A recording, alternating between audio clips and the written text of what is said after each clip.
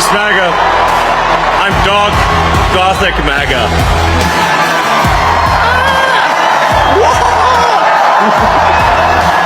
America is going to reach heights that it has never seen before.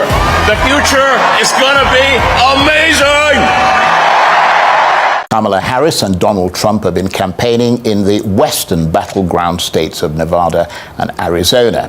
Kamala Harris has put the issue of abortion front and center of her campaign, characterizing this election as a fight for women's freedom.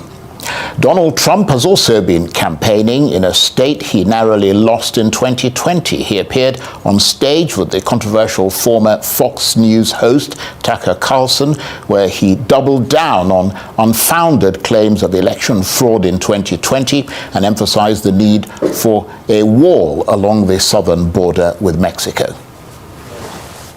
And I said, we're going to do this thing, we're going to do it again, and we're doing well. I mean, now we're going to know in 4 days, but we're doing very well. I think we're leading by a lot. And if we can keep that cheating down, because they're a bunch of cheats, if we can keep that cheating down, we're going to have a tremendous victory. I think it'll go down as one of the greatest victories of all time.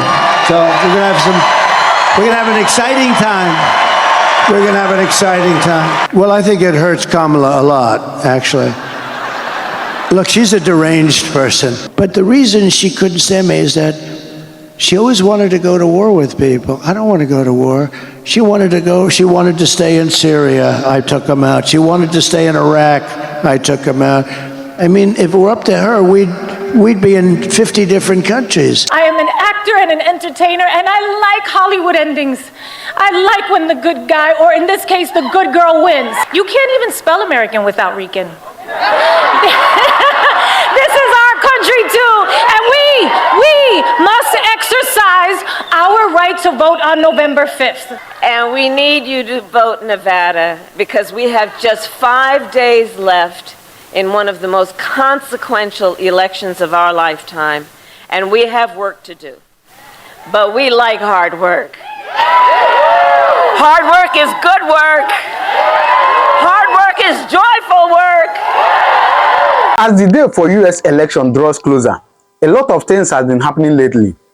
And that is why I beg you, please subscribe to this channel, because on this channel, I'll be bringing you information of whatever that is happening in US henceforth, from today till the day of the election and even after the election. All right, so I'm going to bring you all the informations. I'm also pleading for those of you that are in US who would want to, stream live with me on this channel. All right, I beg you, you can WhatsApp me on this number. WhatsApp only, please. Just WhatsApp me on this number. We discuss how it's going to be at your convenient time. All right, we stream live where my audience will watch you, and we talk about basically about this US election. All right, so if you're interested, you want to stream live with me and you are in US, please, if you're in US, so maybe if they're Nigeria, yeah, they call me or they WhatsApp me. If you're in US, please, I beg you, you can, if you're interested, you can WhatsApp me on this number so that we plan for it and stream live before that date. All right, so having said that, yeah, I saw this video where they are giving analysis of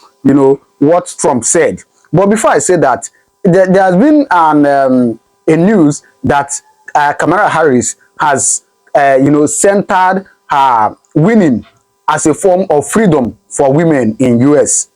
And then I asked myself, when I saw that video, I asked myself, is it that women are not free in America?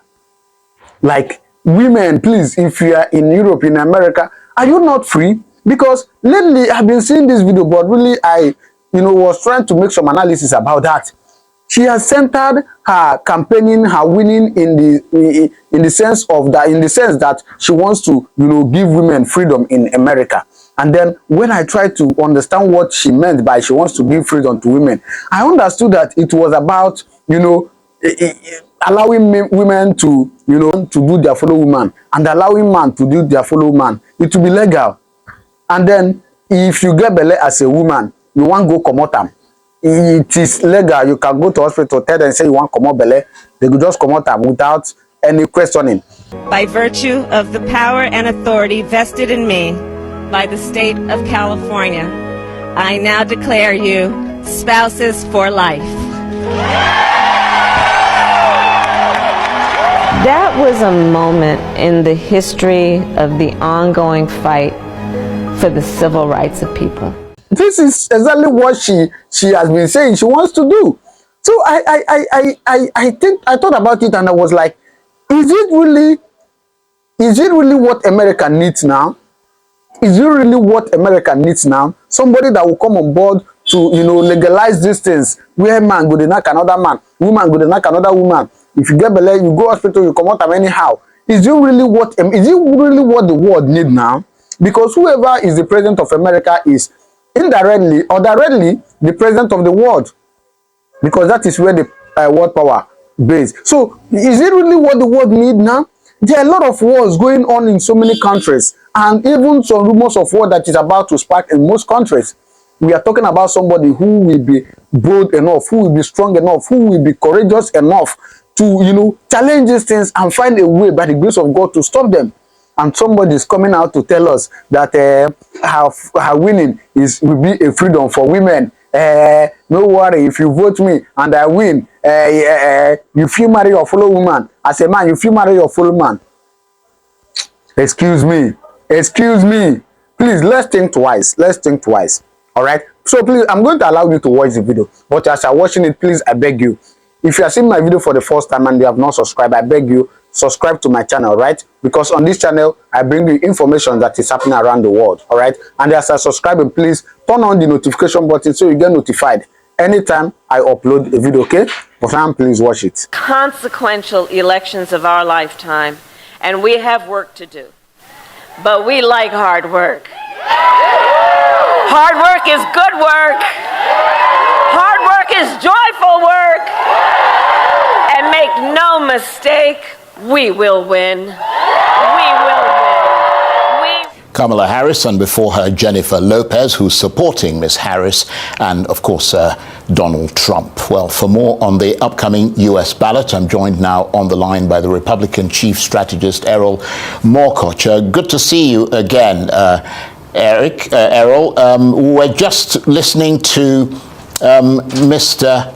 Trump there talking to Tucker Carlson and alleging that potentially they're going to be cheaters in this election. I mean, and sort of doubling down on what he said, those unfounded claims of election fraud in 2020. I mean, that doesn't inspire, very much confidence in a man who's wanting to be the president of the United States, does it?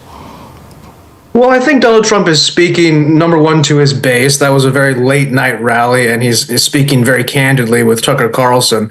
And let's just stop and remember that 2 days ago, 161,000 ballots were almost duplicated and counted in Michigan if it wasn't for Laura Trump, the chair of the RNC, who found that and stopped that. We have a situation in Michigan as well of a Chinese student who has voted illegally, but the way that ballot tracking goes, they don't let you track the ballot back for the safety of the voter, and so that ballot will count. So when Donald Trump speaks of cheating, he speaks in the broad spectrum, whether it's fire in the drop boxes, or whether it's intimidation, or the poll workers in Pennsylvania who closed down the Bucks County poll early. The governor, Josh Shapiro, the Democrat governor, was forced to reopen it a day later because of this. So I think these are the types of cheating he's speaking to, and he still personally doesn't believe that the 2020 election was above board. And honestly, 60-70% of our voters don't believe that, and half of the country think that there was serious questions around the election. Now, whether or not that's actually going to be what we put down in the history books or not, before an election with attempted fraud in different situations, it's not unexpected for Donald Trump to do that. And he's in the pole position, so him questioning the legitimacy of the election probably isn't the smartest thing to do when it looks like he's going to win. If he's saying the election's going to be full of cheaters and he wins, it's going to be a little bit contradictory. But that's Trump. That's how he speaks, and I think everybody has to take it with a bit of a grain of salt. What he means in cheating is a broad spectrum cheating, and it's not it's not maybe talking directly to some conspiracy of the Democrat Party behind closed doors. And with the real cheating escapades that have happened in the last few days that have been stopped, also ballots have been found strewn on the highway. They've been found in the back of, and these are small isolated incidents that have been caught, which is good. What hasn't been caught, we don't know. But definitely the confidence in the voting machines, for example. You had the one in Denver where it went viral and they even said it's real. Now you're pushing on the wrong part of the screen, it votes for Kamala. They couldn't replace it, but they had to take that machine out of circulation. And these are the fears that the American people have after a very low confidence election in 2020. We want to make sure this one is high confidence. And Donald Trump, I don't think personally has a lot of confidence in the system, and maybe he's revealing that. Right. Okay. Well, we'll leave that at that for the moment. But I mean, the two candidates have been holding competing rallies in swing states, battling for those undecided voters. But I mean, we're just 4 days to the election. Do undecided voters still exist? You know, that's the $1 million question. I'm inclined to say no. I really don't think there are very many. Donald Trump, I went to New Mexico, which is a D+5, Democrat +5 state, probably the farthest away from a swing state we could have in this election. So at least he's reaching out on this last punch for any maybe undecided voters there. He's making a push for the popular vote. That might be one way for your viewers to look at it. Well, we expect to win the Electoral College. We want to have that psychological mandate. And so keeping that push out there, getting every vote in, even if you're in a state that is going to go the other way or it's a tight one, but you think you might lose, you might get out there and vote. On the other side of things, Kamala Harris just has a tough time right now because it's all about the low propensity voter. The core base of the Democrat Party, the core base of the Republican Party, the MAGA wing, the AOC wing, these people will come out in droves. The question is, how about those apathetic people, the people who are sitting back home on their couch who weren't going to get up? Well, Joe Biden called them garbage on one side. That might motivate them. And Trump said some things that might motivate the other side to get up off the couch, whether it was, well, not him, but that comedian. You might get some last minute people who come in from maybe some personal reasons that have come in the last minute, but I really don't think there are many undecided voters. I think everybody's kind of made their mind up, especially regarding Donald Trump. It would blow my mind if somebody still doesn't know who they're voting for. And we know that obviously you, Errol, have made up your mind. Just tell us a bit more about what you've been doing yourself in your role in this campaign. Well, I've, beyond the spokesperson role and going around and doing public speaking and debates and different television shows, I've also done some phone banking. We in Republicans Overseas UK, we are a voter organization. So if you go to our website, you can, whether you're a communist or a Republican, whatever you are, we help you get a ballot. So we've been trying to get people to the polls from overseas. We have 1.9 million Americans abroad, and granted, 80% of them are going to vote Democrat, but we are an American, charitable organization in that concept. So we've been trying to get voters on the roll. But in my capacity as, a surrogate for the campaign, going around trying to evangelize the message, kind of bring anybody who's lost left into the fold. But really, it's been a 4-year slog while we've built this ground game. I've been with people registering voters on the ground in Florida a couple years ago. Kind of wherever I could lend a hand between my career and this, which is my passion, I've done. And the thing is, it's not just me. There's a lot of people like Scott Pressler, people who've really put in that ground game, dedicated, a lot of their life to it in the prime years of their life. And that's why we've been able to make these inroads with early voting and with turning the tide on total registration. It's been the grassroots effort. It's been people like me times 100 who've put in way more effort, who's given way more than I have. And so you're seeing the culmination of all that work. And we're all very proud, regardless of how this goes, that we all stepped up and did our part. And we've got less than a minute or so left, Errol. Always really interesting talking with you. But I mean, there have been quite a lot of reports coming through suggesting that this has been quite a divisive campaign. I mean, would you have liked to see a blurring of the tone on your side as well as on the other side? I mean, in a synthetic world, yes, it would be ideal statistically, but in the real world, no. And after they took those shots at President Trump after the attempted assassination attempt, I think everything, changed. The gloves came off for both parties. People who never put a Trump sign up in their yard put a Trump sign up in their yard in blue counties. And I think the divisiveness and everything ramped up. And while everybody might say they want to see something calm down, that's the will of the people, the song of angry men. So you have seen it. What do you think?